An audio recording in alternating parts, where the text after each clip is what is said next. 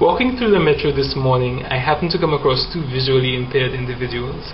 One was a man, and he was walking toward the stairs with his cane tapping the ground and whatnot. And going up the stairs, I passed this other woman who obviously had some kind of eye surgery done, because you could see the bandages peeking over the rims of her sunglasses. And she was walking down accompanied by another woman who I assumed to be her friend or sister or whatever. And it got me to thinking about several things. First of all, I was thinking of what it would be like if I suddenly lost my vision, whether temporarily or permanently. I think I would get over it, or I would be able to adapt, but I think in the initial stages, I definitely know that in the initial stages I would be terrified.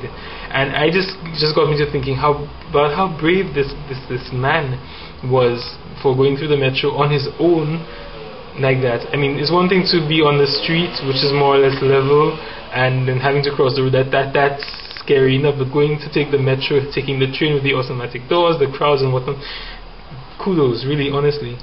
And the second thing I got to thinking of was, if this happened to me, who would I turn to? Now in Spain I probably would have to pay some kind of assistant, medical assistant or whatever, because I don't really have many people that I know well enough to rely on here. But in France and St. Lucia I can think of quite a few people whom I believe would have my back in such a situation. And that leads me on to the next thing that came to my mind in all of this.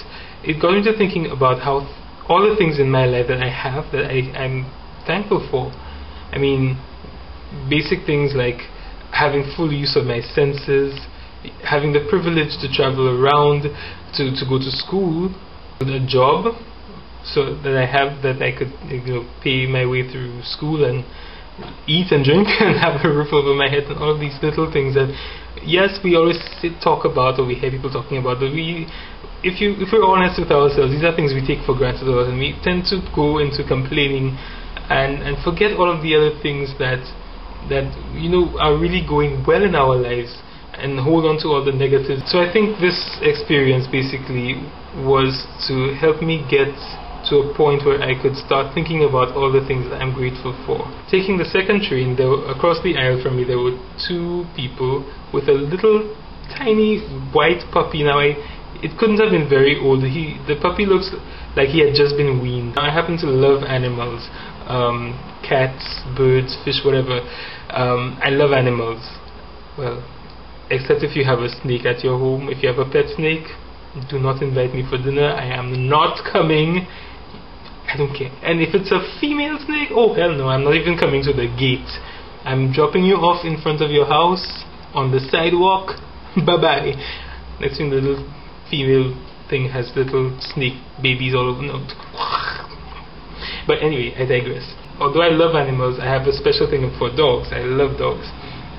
And he was so cute and lovable, and being in that reflective mode, it also got to think about how thankful I am for beauty, and for the ability to appreciate beauty, and also for just the companionship that you can get in life, not just from your friends and the family who love you, but also from these little animals, because they are also very loving. I also got to thinking about how thankful I am for innocence. And we talk about children being innocent, which they are, but the innocence that comes with not knowing.